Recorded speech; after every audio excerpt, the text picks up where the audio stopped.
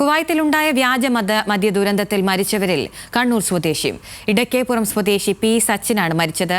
വ്യാജ മദ്യ ദുരന്തത്തിൽ ഇതുവരെ 13 മരണങ്ങളാണ് റിപ്പോർട്ട് ചെയ്തത്. 40 ഇന്ത്യക്കാർ ഉൾപ്പെടെ 63 പേർ വിവിധ ആശുപത്രികളിൽ ചികിത്സയിലാണ്. വിവരങ്ങളുമായി നിഖിൽ അളവൂരുണ്ട്. നിഖിൽ, ഏറെ വേദനാജനകമായ കാര്യമാണ്. ഇങ്ങനെ ഒരു കാര്യം ഉണ്ടായതിൽ പിന്നെ മലയാളികൾ അതിൽ ഉൾപ്പെട്ടിട്ടുണ്ടെന്നുള്ള കാര്യം പുറത്തു വന്നിട്ടുണ്ടായിരുന്നു. ഇപ്പോൾ ജീവൻ നഷ്ടപ്പെട്ടവരിൽ ഒരു മലയാളി കൂടി ഉണ്ടെന്ന് മനസ്സിലാക്കുകയാണ്. എന്തൊക്കെയാണ് വിവരങ്ങൾ?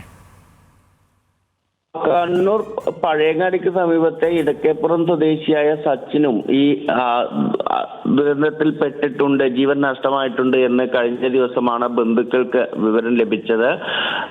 സുഹൃത്തുക്കൾക്കൊപ്പം അവിടെ നിന്ന് മദ്യം വാങ്ങി തന്റെ റൂമിലിരുന്ന് കഴിച്ചു എന്നതാണ് ഇപ്പോൾ മനസ്സിലാക്കാൻ സാധിക്കുന്നത്. ഈ കൂടെ ഉണ്ടായിരുന്ന 2 സുഹൃത്തുക്കൾ കൂടി മരിച്ചതായുള്ള വിവരമുണ്ട്. എന്നാൽ ഇവരെ കുറിച്ചുള്ള വിവരങ്ങൾ ഇപ്പോൾ ലഭ്യമായിട്ടില്ല. ഇവരാരാണ് എന്നതിനെ കുറിച്ചൊരു വ്യക്തത വന്നിട്ടില്ല. ഏതായാലും മൃതദേഹം നാട്ടിലേക്ക് എത്തിക്കുന്നത് ഉൾപ്പെടെയുള്ള നടപടികൾ തുടരുകയാണ്. അത് എന്ന കാര്യത്തിൽ ബന്ധുക്കൾക്കും കൃത്യമായ വിവരങ്ങൾ ലഭിച്ചിട്ടില്ല എന്നാണ് അവരുമായി സംസാരിക്കുമ്പോൾ അറിയാനാവുന്നത്. ശരി, നിഖിലാണ് വിവരങ്ങൾ നൽകിയത്.